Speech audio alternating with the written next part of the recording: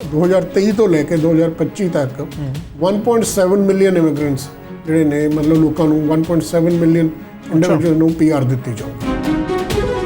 ਕਈ ਵਾਰੀ ਨਾ ਬੱਚਿਆਂ ਦੀਆਂ ਰਿਫਿਊਜ਼ਲਸ ਹੁੰਦੀਆਂ ਨੇ, ਉਹਦੇ ਵਿੱਚ ਕੋਈ ਵੀ ਚਲੋ ABC ਕਾਰਨ ਹੋ ਸਕਦਾ, ਪਰ ਉਹ ਫਿਰ ਸੋਚਦੇ ਆ ਵੀ ਕੀ ਸਾਨੂੰ ਦੁਬਾਰਾ ਰੀਅਪਲਾਈ ਕਰ ਲੈਣਾ ਚਾਹੀਦਾ, ਜਾਂ ਕਿੰਨੀਆਂ ਰਿਫਿਊਜ਼ਲਸ ਤੋਂ ਬਾਅਦ ਵੀ ਤੁਹਾਡਾ ਲੰਬਾ ਚੌੜਾ ਤਜਰਬਾ ਹੈ ਵੀ ਕਿੰਨੀਆਂ ਰਿਫਿਊਜ਼ਲਸ ਤੋਂ ਬਾਅਦ ਵੀ ਬੱਚਿਆਂ ਦੇ ਵੀਜ਼ੇ ਆਉਂਦੇ ਦੇਖੇ ਨੇ? ਇਹਦਾ ਕੋਈ ਹਾਰਡ ਐਂਡ ਫਾਸਟ ਰੂਲ ਨਹੀਂ ਹੈ, ਬਟ ਜਿੰਨੀ ਵਾਰੀ ਰਿਫਿਊਜ਼ਲ ਹੁੰਦੀ ਹੈ ਚਾਂਸਸ ਆਫ ਸਕਸੈਸ ਉਹ ਘਟਦੇ ਹੀ ਜਾਂਦੇ ਨੇ।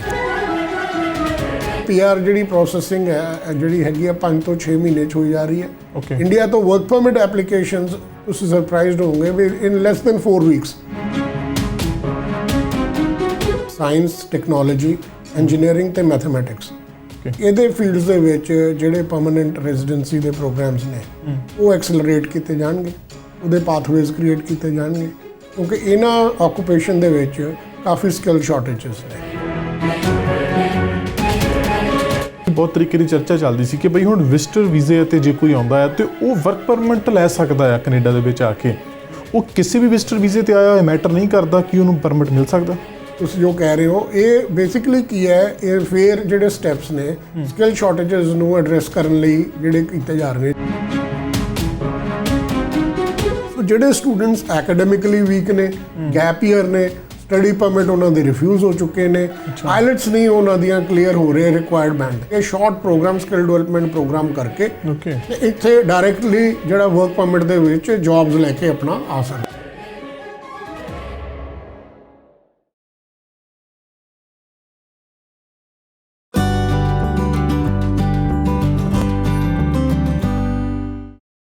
ਸਤਿ ਸ਼੍ਰੀ ਅਕਾਲ ਤੇ ਬਹੁਤ ਸਵਾਗਤ ਤੁਹਾਡਾ ਸਾਰਿਆਂ ਦਾ ਪ੍ਰਾਈਮ ਏਸ਼ੀਆ ਟੀਵੀ ਦੇ ਉੱਤੇ। ਮੈਂ ਜੋਗਰਾਜ ਸਿੰਘ ਕਾਲੂ ਤੇ ਅੱਜ ਸਾਡੇ ਨਾਲ WWICS ਗਰੁੱਪ ਦੇ ਜਿਹੜੇ ਰਿਸਪੈਕਟਡ ਸਾਡੇ ਨਾਲ senior director mister Davinder Sandhu ਨੇ, ਉਚੇਚੇ ਤੌਰ ਤੇ ਇੰਡੀਆ ਤੋਂ ਆਪਣੀ ਕੈਨੇਡਾ ਫੇਰੀ ਦੇ ਵਿੱਚ ਆਏ ਨੇ। ਇੰਡੀਆ ਤੋਂ ਕਿ ਜਦੋਂ ਦੇਖੋ ਸਾਨੂੰ ਤੇ ਕਿਸੇ ਦੁਨੀਆ ਦੇ ਕਿਸੇ ਨਾ ਕਿਸੇ ਕੋਨੇ ਦੇ ਉੱਤੇ ਉਹਨਾਂ ਦੇ ਦਫ਼ਤਰ ਦੇ ਵਿੱਚ ਮਿਲਦੇ ਨੇ, ਪਰ ਇਸ ਵਾਰੀ ਕੈਨੇਡਾ ਦੇ ਵਿੱਚ ਆਏ ਨੇ। ਸੋ ਕੁਛ ਦਿਨ ਇੱਥੇ ਆਪਣੀਆਂ ਸੇਵਾਵਾਂ ਜਿਹੜੀਆਂ ਨੇ ਉਹ ਇਮੀਗ੍ਰੇਸ਼ਨ ਦੀ ਇੰਡਸਟਰੀ ਦੇ ਬਾਬਤ ਦੇ ਰਹੇ ਨੇ। ਸੋ ਬਹੁਤ ਸਾਰੇ ਉਹਨਾਂ ਨਾਲ ਸਵਾਲ ਜਵਾਬ ਨੇ, ਕਿਉਂਕਿ ਬਹੁਤ ਪੁਰਾਣਾ ਸਮਾਂ ਹੋ ਗਿਆ WWICS ਨੂੰ।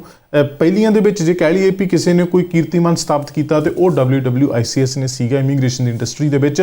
ਸੋ ਸੰਧੂ ਸਾਹਿਬ ਸਾਡੇ ਨਾਲ ਨੇ ਅੱਜ, ਪਹਿਲਾਂ ਉਹਨਾਂ ਦਾ ਸਵਾਗਤ ਕਰਦੇ ਹਾਂ, ਫਿਰ ਇੱਕ ਇੱਕ ਕਰਕੇ ਕੁਝ ਨਵੀਆਂ ਅਪਡੇਟਸ ਤੇ ਕੁਝ ਇਹਨਾਂ ਦੇ ਪਿਛੋਕੜ ਤੋਂ ਲੈ ਕੇ ਆਉਣ ਵਾਲੇ ਭਵਿੱਖ ਦੇ ਵਿੱਚ ਕੀ ਪਲਾਨਸ ਨੇ ਉਹਨਾਂ ਦੇ ਉੱਤੇ ਚਰਚਾ ਕਰਦੇ ਹਾਂ। ਸਤਿ ਸ਼੍ਰੀ ਅਕਾਲ ਸੰਧੂ ਸਾਹਿਬ, ਬਹੁਤ ਸਵਾਗਤ ਤੁਹਾਡਾ ਜੀ। ਥੈਂਕ ਯੂ ਤੁਹਾਨੂੰ, ਤੁਹਾਡਾ ਤੇ ਸਾਰੇ ਵਿਊਅਰਸ ਦਾ ਸਾਰਿਆਂ ਨੂੰ ਸਤਿ ਸ਼੍ਰੀ ਅਕਾਲ ਤੇ ਥੈਂਕਸ ਸਾਨੂੰ ਇਸ ਪ੍ਰੋਗਰਾਮ ਦੇ ਉੱਤੇ ਲੈ ਕੇ ਆਉਣ ਦਾ। ਸੰਧੂ ਸਾਹਿਬ ਧੰਨਵਾਦ ਤੁਹਾਡਾ। ਲੰਬੇ ਚੌੜੇ ਸਮੇਂ ਦੇ ਵਿੱਚੋਂ ਤੁਸੀਂ, ਕਿਉਂਕਿ ਇਮੀਗ੍ਰੇਸ਼ਨ ਦੇ ਨਾਲ ਜੇ ਕਰਨਲ ਸਾਹਿਬ ਦੀ ਗੱਲ ਕਰੀਏ, ਤੁਹਾਡੇ ਫਾਦਰ ਸਾਹਿਬ ਨੇ ਉਹਨਾਂ ਵੇਲਿਆਂ ਦਾ ਨਾਲ ਜੁੜੇ ਹੋ ਜਦੋਂ ਇਮੀਗ੍ਰੇਸ਼ਨ ਬਹੁਤ ਔਖੀ ਸੀਗੀ। ਹੁਣ ਤਾਂ ਕੰਮ ਸਖਾਲਾ ਬਹੁਤ ਹੋ ਗਿਆ ਨਾ, ਵੀ ਹੁਣ ਥਾਂ ਥਾਂ ਤੋਂ ਕਿਤੋਂ ਵੀ ਕੁਛ ਨਾ ਕੁਛ ਕੀਤਾ ਜਾ ਸਕਦਾ, ਪਰ ਉਹ ਬਹੁਤ ਲੰਬੀ ਚੌੜੀ ਪੁਰਾਣੀ ਹਿਸਟਰੀ ਆ ਤੇ ਉਹਦੇ ਨਾਲ ਅੱਜ ਦੇ ਸਮੇਂ ਵੀ ਸਾਰੀਆਂ ਚੀਜ਼ਾਂ ਨੂੰ ਜੋੜ ਕੇ ਰੱਖਣਾ। ਪਹਿਲਾਂ ਤੇ ਸਾਨੂੰ ਥੋੜ੍ਹਾ ਜਿਹਾ ਨਵੀਆਂ ਚੀਜ਼ਾਂ ਬਾਰੇ ਦੱਸੋ ਵੀ ਅੱਜ ਕੱਲ੍ਹ ਇਮੀਗ੍ਰੇਸ਼ਨ ਦੇ ਵਿੱਚ ਚੱਲ ਕੀ ਰਿਹਾ, ਕਿਉਂਕਿ ਲੋਕਾਂ 'ਚ ਨਾ ਇੱਕ ਤਣਾਅ ਜਿਹਾ ਪੈਦਾ ਹੋਇਆ ਵੀ ਬਈ ਕੈਨੇਡਾ ਦੇ ਵਿੱਚ ਹੁਣ ਅਸੀਂ ਸੋਸ਼ਲ ਮੀਡੀਆ 'ਤੇ ਵੀਡੀਓਜ਼ ਦੇਖਦੇ ਹਾਂ, ਹਰ ਇੱਕ ਨੂੰ ਨਹੀਂ ਵੀ ਫਿੱਟ ਬੈਠਦਾ। ਉਹ ਜਦੋਂ ਇਹ ਇਨਫਲੂਐਂਸਰ ਬਣ ਜਾਂਦਾ ਫਿਰ ਲੋਕ ਕਈ ਵਾਰੀ ਗੱਲ ਦੇ ਉੱਤੇ ਮੰਨਣ ਲੱਗ ਜਾਂਦੇ, ਯਕੀਨ ਕਰਨ ਲੱਗ ਜਾਂਦੇ। ਸੋ ਅੱਜ ਇਮੀਗ੍ਰੇਸ਼ਨ ਦੇ ਵਿੱਚ ਚੱਲ ਕੀ ਰਿਹਾ ਅੱਜ ਦੇ ਸਮੇਂ? ਐਕਚੁਅਲੀ ਤਾਂ ਜੀ ਜਿਹੜੀ ਸਭ ਤੋਂ ਲੇਟੈਸਟ ਅਨਾਊਂਸਮੈਂਟ ਹੁਣੇ ਹੋਈ ਹੈ, ਜਿਹੜੀ ਇਮੀਗ੍ਰੇਸ਼ਨ ਮਿਨਿਸਟਰ ਵੱਲੋਂ ਹੋਈ ਹੈ, ਇੱਕ ਤਾਂ ਉਹਦੇ ਵਿੱਚ ਇਹ ਅਨਾਊਂਸਮੈਂਟ ਹੈ ਵੀ ਸਾਇੰਸ, ਟੈਕਨੋਲੋਜੀ, ਇੰਜੀਨੀਅਰਿੰਗ ਤੇ ਮੈਥਮੈਟਿਕਸ ਇਹਦੇ ਫੀਲਡਸ ਦੇ ਵਿੱਚ ਜਿਹੜੇ ਪਰਮਨੈਂਟ ਰੈਜ਼ੀਡੈਂਸੀ ਦੇ ਪ੍ਰੋਗਰਾਮਸ ਨੇ ਉਹ ਐਕਸਲਰੇਟ ਕੀਤੇ ਜਾਣਗੇ, ਉਹਦੇ ਪਾਥਵੇਜ਼ ਕ੍ਰੀਏਟ ਕੀਤੇ ਜਾਣਗੇ, ਕਿਉਂਕਿ ਇਹਨਾਂ ਆਕੂਪੇਸ਼ਨ ਦੇ ਵਿੱਚ ਕਾਫੀ ਸਕਿੱਲ ਸ਼ਾਰਟੇਜਸ ਨੇ। ਅੱਛਾ। ਸੋ ਇੱਕ ਤਾਂ ਇਹ ਚੀਜ਼ ਹੈ। ਦੂਸਰਾ, US ਦੇ ਵਿੱਚ IT ਸੈਕਟਰ ਦੇ ਵਿੱਚ ਕਾਫੀ ਜਿਹੜਾ ਲੇਆਫਸ ਵਗੈਰਾ ਹੋਈਆਂ ਨੇ, ਜਿਹਦੇ ਕਰਕੇ US ਦੇ ਵਿੱਚ ਜਿਹੜੇ ਇੰਡੀਵਿਜੂਅਲਸ H1B ਵੀਜ਼ਾਸ ਤੇ ਕੰਮ ਕਰ ਰਹੇ ਨੇ ਉਹਨਾਂ ਲਈ ਸਪੈਸ਼ਲ ਕੋਟਾ 10,000 ਇੰਡੀਵਿਜੂਅਲਸ ਦੇ ਲਈ ਉਹਨਾਂ ਨੂੰ ਇੱਥੇ ਜਿਹੜਾ ਹੈਗਾ ਵਰਕ ਪਰਮਿਟਸ ਇਸ਼ੂ ਕੀਤੇ ਜਾਣਗੇ ਤੇ ਫਰਦਰ PR ਦੀ ਉਹਨਾਂ ਲਈ ਆਪਸ਼ਨ ਹੋਏਗੀ। So that is a very big ਜਿਹੜਾ ਵੈਲਕਮ ਸਟੈਪ ਹੈ। ਜਿਹੜੇ H1B ਵੀਜ਼ਾ ਦੇ ਉੱਤੇ ਲੋਕੀ US 'ਚ ਕੰਮ ਕਰ ਰਹੇ ਨੇ ਤੇ ਉਹ ਉਹਨਾਂ ਦੀਆਂ ਲੇਆਫਸ ਹੋ ਗਈਆਂ ਨੇ ਜਾਂ ਕੰਮ ਤੋਂ ਉਹਨਾਂ ਨੂੰ ਉਹ ਕਰ ਦਿੱਤਾ ਗਿਆ ਹੈ, ਸੋ ਉਹ ਕੈਨੇਡਾ ਦਾ ਜਿਹੜਾ ਇੱਕ ਆਪਸ਼ਨ ਹੈ ਉਹਨੂੰ ਐਕਸਰਸਾਈਜ਼ ਕਰ ਸਕਦੇ ਨੇ, ਇੱਧਰ ਆ ਸਕਦੇ। ਹਾਂਜੀ। ਤੇ ਤੀਜਾ ਜਿਹੜਾ ਹੈਗਾ ਉਹ ਆਪਣਾ ਐਕਸਪ੍ਰੈਸ ਐਂਟਰੀ ਪ੍ਰੋਗਰਾਮ ਦੇ ਵਿੱਚ 31 ਮਈ ਨੂੰ ਇੱਕ ਚੇਂਜ ਅਨਾਊਂਸ ਕੀਤੀ ਸੀਗੀ, ਜਿਹਦੇ 'ਚ ਪਹਿਲਾਂ ਜਿਹੜਾ CRS ਸਕੋਰ ਸੀਗਾ, ਜਿਹੜਾ ਇੱਕ ਪੁਆਇੰਟ ਸਿਸਟਮ ਦੇ ਉੱਤੇ ਸਕੋਰ ਹੈ, ਉਹ ਸਭ ਦੇ ਲਈ ਯੂਨੀਫਾਰਮ ਸੀਗਾ। ਸੋ ਹੁਣ ਸਕਿੱਲ ਸ਼ਾਰਟੇजेस ਏਰੀਆ ਤਕਰੀਬਨ 82 ਆਕੂਪੇਸ਼ਨਸ ਨੇ, ਜਿਵੇਂ ਕਿ health care, engineering, IT, trades, construction, ਜਿਹਦੇ ਵਿੱਚ ਈਵਨ ਲੋਅਰ ਸਕੋਰ ਵਾਲਿਆਂ ਨੂੰ ਜਿਹੜਾ ਹੈਗਾ ਉਹ ਪਹਿਲਾਂ ਇਨਵੀਟੇਸ਼ਨ ਟੂ ਅਪਲਾਈ ਜਿਹੜਾ ITers ਨੇ ਉਹ ਆ ਸਕਦੇ ਨੇ। ਉਹਨਾਂ ਨੂੰ even with a lower score ਜਿਹੜਾ ਹੈਗਾ ਉਹਨਾਂ ਦੀਆਂ PR ਆਪਸ਼ਨਸ ਜਿਹੜੀਆਂ ਕਿ ਬਣ ਜਾਣਗੀਆਂ। ਅੱਛਾ। ਔਰ ਟੋਟਲ ਜਿਹੜਾ ਕੋਟਾ ਹੈ ਮਤਲਬ ਕਿ 2023 ਤੋਂ ਲੈ ਕੇ 2025 ਤੱਕ 1.7 ਮਿਲੀਅਨ ਇਮੀਗ੍ਰੈਂਟਸ ਜਿਹੜੇ ਨੇ, ਮਤਲਬ ਲੋਕਾਂ ਨੂੰ 1.7 ਮਿਲੀਅਨ ਇੰਡੀਵਿਜੂਅਲ ਨੂੰ PR ਦਿੱਤੀ ਜਾਊਗੀ। ਸੋ ਇਹ ਕੁਝ ਜਿਹੜੇ ਰੀਸੈਂਟ ਚੀਜ਼ਾਂ ਨੇ ਜਿਹੜੀਆਂ ਕਿ ਆਪਾਂ ਸਾਰਿਆਂ ਨਾਲ ਸ਼ੇਅਰ ਕਰਨਾ ਚਾਹੁੰਦੇ ਸੀਗੇ। ਅੱਛਾ, ਨਹੀਂ ਇਹ ਨੰਬਰਸ ਨੋ ਡਾਊਟ ਬਹੁਤ ਤਸੱਲੀ ਦਿੰਦੇ ਆ, ਜਿਨ੍ਹਾਂ ਜਿਹੜੇ ਅੱਜ ਕੱਚੇ ਹੋਣਗੇ ਵੀ ਬਈ ਹੋ ਸਕਦਾ ਇਹਨਾਂ ਨੰਬਰਾਂ ਦੇ ਵਿੱਚ ਸਾਡਾ ਨੰਬਰ ਵੀ ਲੱਗ ਸਕੇ, ਉਹਨਾਂ ਨੂੰ ਹੌਸਲਾ ਮਿਲਦਾ। ਪਰ ਫਿਰ ਜਦੋਂ ਗੱਲ ਹੁੰਦੀ ਹੈ ਨਾ ਪ੍ਰੋਸੈਸਿੰਗ ਦੀ, ਹੁਣ ਅੱਜ BC ਦੇ ਵਿੱਚ ਜੇ ਕੋਈ ਬੱਚਾ ਆਪਣੀ ਸਟੱਡੀ ਪੂਰੀ ਕਰ ਲਿਆ ਤੇ ਉਹ ਸੋਚਦਾ ਵੀ ਬਈ ਮੇਰੇ ਲਈ ਇੱਥੇ ਪੱਕਾ ਹੋਣਾ ਬਹੁਤ ਔਖਾ, ਓਨਟਾਰੀਓ ਦੇ ਵਿੱਚ ਕਰ ਰਿਹਾ ਉਹ ਸੋਚਦਾ ਉੱਥੇ ਬਹੁਤ ਔਖਾ, ਮੈਨੂੰ ਹੋਰ ਕਿਸੇ ਪ੍ਰੋਵਿੰਸ ਦੇ ਵਿੱਚ ਜਾਣਾ ਪਊਗਾ। ਤੇ ਫਿਰ ਇਹ ਜਿਹੜੇ 1.5 ਮਿਲੀਅਨ ਲੋਕ ਤੁਸੀਂ ਦੱਸਿਆ 1.6 ਪੱਕੇ ਹੋਣੇ ਆ, ਇਹ ਹੋਰਨਾਂ ਪ੍ਰੋਵਿੰਸਾਂ ਤੋਂ ਹੋਣੇ ਆ ਕਿ ਜਾਂ ਫਿਰ BC ਵਾਲੇ ਜਾਂ ਓਨਟਾਰੀਓ ਵਾਲੇ ਜਿੱਥੇ ਔਖਾ ਇਸ ਵਕਤ ਇਹਨਾਂ ਵਾਸਤੇ ਵੀ ਕੁਝ ਸੁਖਾਲਾ ਹੋ ਸਕੂਗਾ? ਇੱਦਾਂ ਜੀ, ਟੋਟਲ ਜਿਹੜਾ ਫਿਗਰ ਹੈ ਇਹ ਤਾਂ ਪੂਰੇ ਕੈਨੇਡਾ ਲਈ ਹੈਗਾ। ਸੋ ਉਹਦੇ ਵਿੱਚ ਪ੍ਰੋਵਿੰਸ਼ੀਅਲ ਪ੍ਰੋਗਰਾਮਸ ਵੀ ਵਿੱਚ ਹੀ ਆ ਜਾਂਦੇ ਨੇ। ਠੀਕ ਹੈ ਜੀ। ਸੋ ਪ੍ਰੋਵਿੰਸਸ ਨੂੰ ਜਿਹੜੀ ਹੈ ਕੁਝ ਆਟੋਨਮੀ ਦਿੱਤੀ ਹੋਈ ਹੈ, ਜਿਹਦੇ ਕਰਕੇ ਆਪਣੀ ਸਕਿੱਲ ਸ਼ਾਰਟੇजेस ਨੂੰ ਦੇਖਦੇ ਹੋਏ ਉਹ ਪ੍ਰੋਵਿੰਸਸ ਕੁਝ ਨੂੰ ਈਜ਼ੀਅਰ ਪ੍ਰੋਗਰਾਮਸ ਅਡਾਪਟ ਕਰ ਸਕਦੇ ਆ। ਉਹ ਇਸ ਵੇਲੇ ਜਿਵੇਂ ਮੈਨੀਟੋਬਾ ਹੋਇਆ, ਅਲਬਰਟਾ ਹੋਇਆ ਜਾਂ ਅਟਲਾਂਟਿਕ ਪ੍ਰੋਵਿੰਸਸ ਨੇ, ਉੱਥੇ ਓਨਟਾਰੀਓ ਜਾਂ BC ਨਾਲੋਂ ਆਫ ਕੋਰਸ ਜਿਹੜੇ ਸਟੂਡੈਂਟਸ ਨੇ ਜਾਂ ਵਰਕ ਪਰਮਿਟ ਤੇ ਇੰਡੀਵਿਜੂਅਲਸ ਨੇ ਉਹਨਾਂ ਲਈ PR ਆਪਸ਼ਨਸ ਮਚ ਈਜ਼ੀਅਰ ਨੇ।